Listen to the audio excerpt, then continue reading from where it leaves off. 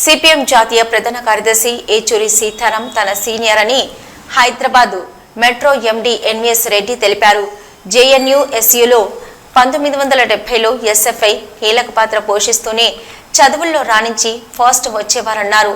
సీతారాం ఓ మంచి ఆర్థికవేత్తని తెలిపారు. యూనివర్సిటీ ఎన్నికల్లో అనర్గళంగా ప్రసంగాలు చేస్తూ అధ్యక్ష పదవిని చేపట్టారన్నారు. లాల్ సలం ఏచూరి సీతారాం ఏచూరి అంటూ ఎండీ నివాళులర్పించారు. రిపీట్ లాల్ సలం ఏచూరి సీతారాం అంటూ ఎండీ నివాళులర్పించారు.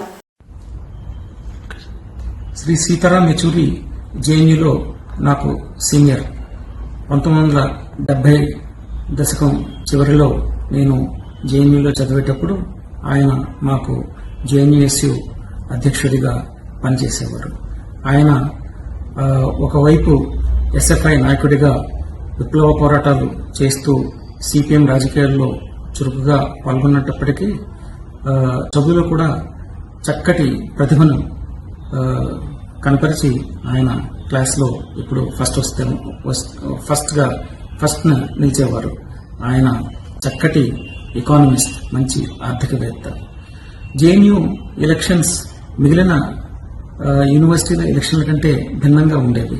అక్కడ ఎప్పుడు అట్మాస్ఫియర్ అంతా కూడా ఇంటలెక్చువల్ డిబేట్స్తో ఉండేదన్నమాట.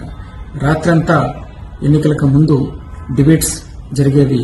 ఆ డిబేట్స్లో ఎవరైతే ఏ విషయం పైన సరే అనర్గళంగా మాట్లాడుతూ తమ యొక్క అవగాహనను తెలియజేయగలుగుతారో వారే జేఎన్యూఎస్యు అధ్యక్షులుగా ఇతర నాయకత్వ పదవులకు ఎన్నికయ్యేవారు.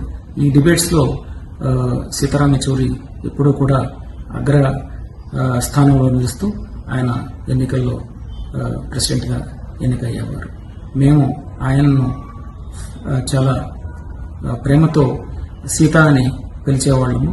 పుట్టింది ఒక ఉన్నత కుటుంబంలో అయినప్పటికీ ఇప్పుడు కూడా ఆయన పేద ప్రజల గురించే, వారి సమస్యల గురించే పోరాడుతూ తన జీవితం మొత్తాన్ని వారి సమస్యల పరిష్కారానికే అంకితం చేశారు. అటువంటి వ్యక్తి మరణం ఈ దేశానికి తీరని లోటు.